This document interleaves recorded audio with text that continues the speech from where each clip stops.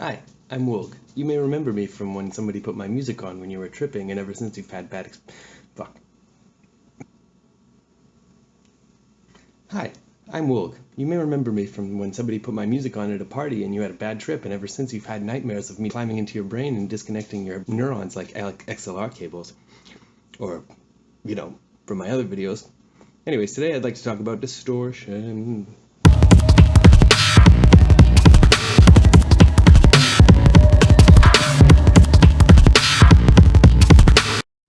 I think we all probably know what distortion is and roughly how it works, but today I want to try and explain it in a slightly different way. I'm hoping that by doing this it will inspire you to think differently about distortion and imagine new ways that you can use it. Okay, so first, what is distortion? Basically, it's just changes to the amplitude of a wave, usually within a single cycle, right? Like, if you think about the simplest distortion, digital clipping, it's basically just saying if the amplitude goes over a certain amount, then adjust the amplitude so that it stays that amount and otherwise leave it the same. I think we can get even more specific actually and say that distortion is amplitude changes that are calculated on a sample by sample basis without doing any sort of averaging. Maybe that doesn't cover all the edge cases exactly, but that's the framing I'm going to use for this video. If we think back to our junior high or high school days or whenever we learned geometry, we can remember that an easy way to phrase this kind of transformation is that it's a function. Sometimes we call it f of x. One simple way to see what a particular type of distortion is doing is to see what it does to a sine wave. So in this way we can say that x is actually sine of x. Okay, so here's y equals sine of x on a graphing calculator. First of all, we can multiply x by any number and get a faster, aka higher pitch sine wave, or we can multiply outside of the sine function to get a bigger, aka louder sine wave. We can also add numbers within the sine to change the phase of the sine wave, or we can add outside of the sine function for DC offset. So let's just make some digital clipping. We can use the min and max function to do this. Sort of counterintuitively, at least for me, is that the min outputs whichever of the two inputs is smaller, and max does the opposite. So we actually load up min with our max value and max with our min value. Don't worry if that's confusing, just look at the waveform. Oh, fuck, this is really uncomfortable sitting like this. Let's try some other functions and see what other types of distortion we can emulate. First, let's try tan h. Tan h gives you a sort of analog distortion type sound, similar to the curve of the analog setting on saturator in Ableton. As a side note, if we want to see that same graph from Ableton saturator, we can just do y equals our function to x directly, without the sine of x stuff. Let's pop our sine wave in there and turn up the gain. One of the things I like about this one is as you get louder and louder, it just smoothly goes towards a square wave, but it never quite turns into a square wave. Let's try one more. Let's do sineception. Let's put our sine into a sine function and turn up the gain.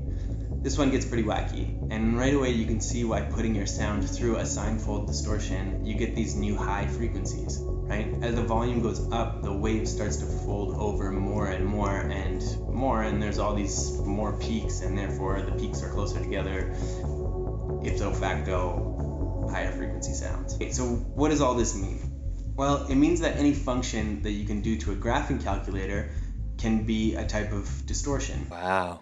Actually, more broadly, any changes that you make on a sample by sample basis without averaging can be a type of distortion. Wow.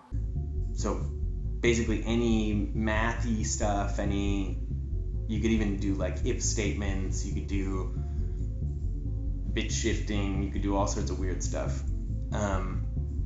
Wow. To me, that kind of raises some interesting questions. Like, what does tan sound like? Or what does cos sound like? Or what about something like graphing calculator can be a type of ceiling of sine of x times 10 divided by 10 sound like? Input gain, let's choose.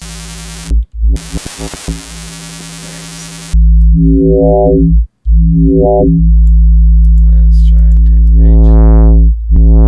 Oh, such a nice distortion.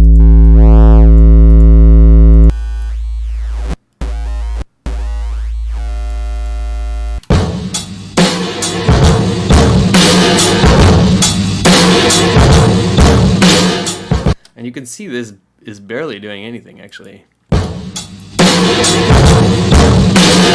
It's just a cool distortion. Okay.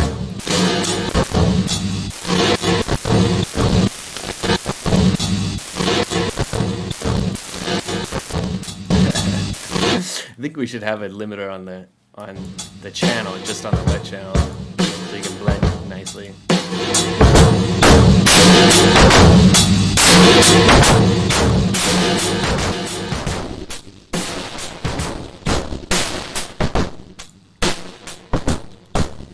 Anyways. So, as you can clearly see, distortion is a very interesting subject. Thank you to all my wonderful Patreon supporters who help me suffer like this. You're very special to me. You're so very special to me. Whoa, whoa, whoa, yeah, yeah.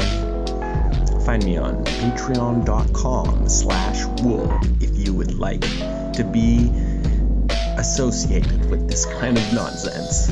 And you can also get my plugins at gumroad.com/wold. Or you can listen to my music on whatever streaming service that you like. You can listen to it on any service that you like.